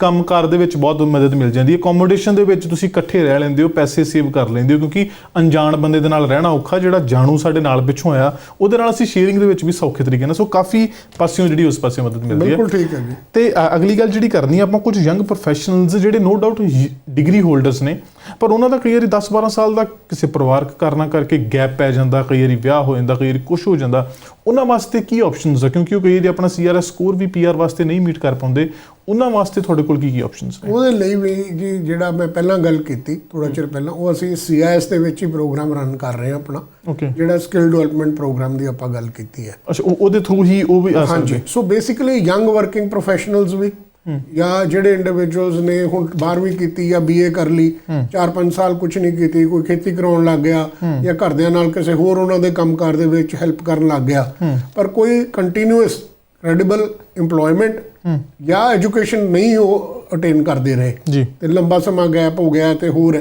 ਸੋ ਉਹਨਾਂ ਸਾਰੇ ਇੰਡੀਵਿਜੂਅਲਸ ਲਈ ਡਾਇਰੈਕਟਲੀ ਜਿਹੜਾ ਹੈਗਾ ਕੰਮ ਦੇ ਤੌਰ ਤੇ ਆਉਣ ਦਾ, ਵਰਕ ਪਰਮਿਟ ਤੇ ਆਉਣ ਦਾ ਤੇ ਐਟ ਦਾ ਅਰਲੀਐਸਟ PR ਲੈਣ ਦਾ ਉਹ ਪ੍ਰੋਗਰਾਮ ਜਿਹੜਾ ਹੈਗਾ ਉਹ ਬੈਸਟ ਹੈ, ਕਿਉਂਕਿ ਉਹਦੇ ਨਾਲ ਅਸੀਂ ਉਹਨਾਂ ਨੂੰ ਇੱਕ ਸਕਿੱਲ ਦੇ ਰਹੇ ਹਾਂ ਜਿਹਦੇ ਨਾਲ ਇੱਕ ਸ਼ਾਰਟ ਟਰਮ ਦੇ ਵਿੱਚ ਇੰਡੀਆ ਔਰ ਬੜੀ ਲੋ ਕਾਸਟ ਦੇ ਉੱਤੇ, ਠੀਕ ਹੈ, ਸੋ ਉਹਦੇ ਨਾਲ ਉਹ ਕੋਰਸ ਕਰਕੇ ਉਹ ਇੱਕ ਪਾਰਟਿਕੂਲਰ ਇੰਡਸਟਰੀ ਦੇ ਵਿੱਚ ਜਿਹਦੇ 'ਚ ਉਹਨਾਂ ਦੇ ਵਰਕਰਸ ਦੀ ਰਿਕੁਆਇਰਮੈਂਟ ਹੈ, ਉਹ ਵਰਕਫੋਰਸ 'ਚ ਆ ਕੇ ਇੱਥੇ ਐਂਟਰ ਹੋ ਸਕਦੇ ਨੇ। ਸੋ ਉਹ ਪ੍ਰੋਗਰਾਮ ਉਹਨਾਂ ਲਈ ਬੈਸਟ ਸੂਟਡ ਹੈ। ਸੰਧੂ ਸਾਹਿਬ, ਲਾਸਟ ਦੇ ਵਿੱਚ ਜੇ ਹੁਣ 30 ਸਾਲ ਦਾ ਬਹੁਤ ਲੰਬਾ ਚੌੜਾ ਤਜਰਬਾ ਹੈ WWICS ਦੇ ਕੋਲ, ਕਿੰਨੇ ਕੁ ਨੰਬਰਸ ਨੇ ਆਪਣੇ ਕੋਲ ਜਿਹੜੇ ਹੁਣ ਤੱਕ ਵਰਕ ਕੀਤੇ ਆ ਵੀ ਬਈ ਇੰਨੇ ਲੱਖਾਂ ਲੋਕਾਂ ਹੀ ਹੋਣੇ ਜਿਹਦੇ ਇਸ ਵਕਤ ਸਰਵਿਸਿਜ਼ ਲੈ ਚੁੱਕੇ ਹੋਣੇ ਆ? ਓਵਰਆਲ ਐਕਸਪੀਰੀਅੰਸ ਤੇ ਸ਼ੇਅਰ ਕਰਨਾ ਚਾਹੋ ਆਪਣਾ ਹੁਣ ਤੱਕ ਦਾ। ਬੇਸਿਕਲੀ ਅਸੀਂ ਜੀ ਸ਼ੁਰੂ ਅਕਤੂਬਰ 1993 ਦੇ ਵਿੱਚ ਕੀਤਾ ਸੀਗਾ, ਸੋ ਬਿਲਕੁਲ 30 ਸਾਲ ਹੋ ਚੁੱਕੇ ਨੇ, ਤੇ ਕੈਨੇਡਾ ਨਾਲ ਸ਼ੁਰੂ ਕੀਤਾ ਸੀਗਾ। ਹੁਣ ਅਸੀਂ ਕੈਨੇਡਾ ਨੂੰ ਛੱਡ ਕੇ USA, UK, ਆਸਟ੍ਰੇਲੀਆ, ਨਿਊਜ਼ੀਲੈਂਡ, ਬਹੁਤ ਸਾਰੇ ਯੂਰੋਪੀਅਨ ਕੰਟਰੀ ਤੇ ਉਹਨਾਂ ਦੇ ਸਾਰਿਆਂ ਦਾ residency, citizenship, study permits, business individual ਸਾਰਿਆਂ ਨੂੰ ਅਸਿਸਟ ਕਰਦੇ ਹਾਂ। ਤੇ ਹੁਣ ਤੱਕ ਅਸੀਂ ਤਕਰੀਬਨ 4 ਲੱਖ ਤੋਂ ਉੱਤੇ ਇਮੀਗ੍ਰੈਂਟਸ ਨੂੰ ਅਸਿਸਟ ਕਰ ਚੁੱਕੇ ਹਾਂ। ਅੱਛਾ। ਤੇ ਆਪਣੇ ਇੰਡੀਆ ਦੇ ਵਿੱਚ ਸਾਰੇ ਦਫ਼ਤਰਾਂ ਦੇ ਵਿੱਚ, UAE, GCC country, Africa, Nepal, middle East ਸਾਰੇ ਦਫ਼ਤਰ ਨੇ ਜਿੱਥੋਂ ਕਿ ਸੋਰਸ ਕੰਟਰੀਜ਼ ਤੋਂ ਇੰਡੀਵਿਜੂਅਲਸ ਮਾਈਗ੍ਰੇਟ ਬਾਹਰ ਕਰਨਾ ਚਾਹੁੰਦੇ ਨੇ। ਅੱਛਾ ਜੀ, ਸੋ ਇਹਨਾਂ ਸਾਰੀਆਂ ਥਾਵਾਂ ਤੇ ਜਿਹੜੀਆਂ ਹੁਣ ਸਰਵਿਸਿਜ਼ ਦਿੱਤੀਆਂ ਜਾਂਦੀਆਂ। ਹਾਂਜੀ ਸੰਤ ਸਾਹਿਬ ਤੁਹਾਡਾ ਸਟੂਡੀਓ ਆਉਣ ਤੇ ਬਹੁਤ ਧੰਨਵਾਦ। ਗੱਲਾਂ ਤੇ ਹੋਰ ਵੀ ਬਹੁਤ ਸੀਗੀਆਂ ਕਰਨੀਆਂ, ਕਿਉਂਕਿ ਇਮੀਗ੍ਰੇਸ਼ਨ ਸਬਜੈਕਟ ਹੀ ਇਦਾਂ ਦਾ, ਚਾਹੇ ਅਸੀਂ 2 ਘੰਟੇ ਬੈਠ ਜਾਈਏ ਇਹ ਜਿਹੜੀਆਂ ਸਾਰੀਆਂ ਚੀਜ਼ਾਂ ਦੇ ਉੱਤੇ ਐਡਰੈਸ ਨਹੀਂ ਕੀਤਾ ਜਾ ਸਕਦਾ। ਪਰ ਸਮਾਂ ਜਿਹੜਾ ਅੱਜ ਦੇ ਪ੍ਰੋਗਰਾਮ ਦਾ ਸਮਾਪਤ ਹੋ ਗਿਆ। ਉਮੀਦ ਕਰਦੇ ਹਾਂ ਤੁਹਾਡੀ ਕੈਨੇਡਾ ਫੇਰੀ ਵਧੀਆ ਰਹੇਗੀ ਤੇ ਫਿਰ ਜਲਦੀ ਤੁਸੀਂ ਸਾਨੂੰ ਦਰਸ਼ਨ ਜ਼ਰੂਰ ਦਿਓਗੇ। ਥੈਂਕ ਯੂ ਤੇ ਸਾਰੇ ਵਿਊਅਰਸ ਦਾ, ਲਿਸਨਰਸ ਸਾਰਿਆਂ ਦਾ ਮੈਂ ਬਹੁਤ ਧੰਨਵਾਦ ਕਰਦਾ। ਸਾਰਿਆਂ ਨੂੰ ਸਤਿ ਸ੍ਰੀ ਅਕਾਲ। ਸੋ ਇਹ ਸਨ ਮਿਸਟਰ ਦਵਿੰਦਰ ਸੰਧੂ ਸਾਡੇ ਨਾਲ WWICS ਤੋਂ ਉਚੇਚੇ ਤੌਰ ਤੇ ਇਸ ਵਕਤ ਆਪਣੀ ਕੈਨੇਡਾ ਫੇਰੀ 'ਚ ਆਏ ਸਨ। ਤੁਹਾਡਾ ਜੇ ਕੋਈ ਕੰਸਰਨ ਆ ਤੇ ਤੁਸੀਂ ਇਹਨਾਂ ਦੇ ਆਫਿਸ ਦੇ ਨਾਲ ਦਿੱਤੇ ਹੋਏ ਨੰਬਰਾਂ ਦੇ ਉੱਤੇ ਕੰਟੈਕਟਸ ਕਰ ਸਕਦੇ ਹੋ। ਜੇ ਕੋਈ ਵੀ ਗੱਲ ਕੀਤੀ ਕਲੀਅਰ ਨਾ ਹੋਈ ਹੋਏ ਤੇ ਤੁਸੀਂ ਇਹਨਾਂ ਨਾਲ ਸਮਾਂ ਜਿਹੜਾ ਬਣ ਕੇ ਅਪਾਇੰਟਮੈਂਟ ਲੈ ਕੇ ਟੀਮ ਦੇ ਨਾਲ ਆਪਣੀ ਜਿਹੜੀ ਗੱਲਬਾਤ ਅੱਗੇ ਤੋਰ ਸਕਦੇ ਹੋ। ਮੈਨੂੰ ਜੋਗਰਾਜ ਸਿੰਘ ਕਾਲੂ ਨੂੰ ਦਿਓ ਆਗਿਆ। ਤੁਸੀਂ ਦੇਖਦੇ ਰਹੋ ਪ੍ਰਾਈਮ ਏਸ਼ੀਆ TV, ਤੁਹਾਡਾ ਆਪਣਾ, ਤੁਹਾਡੇ ਲਈ। ਸਤਿ ਸ੍ਰੀ ਅਕਾਲ।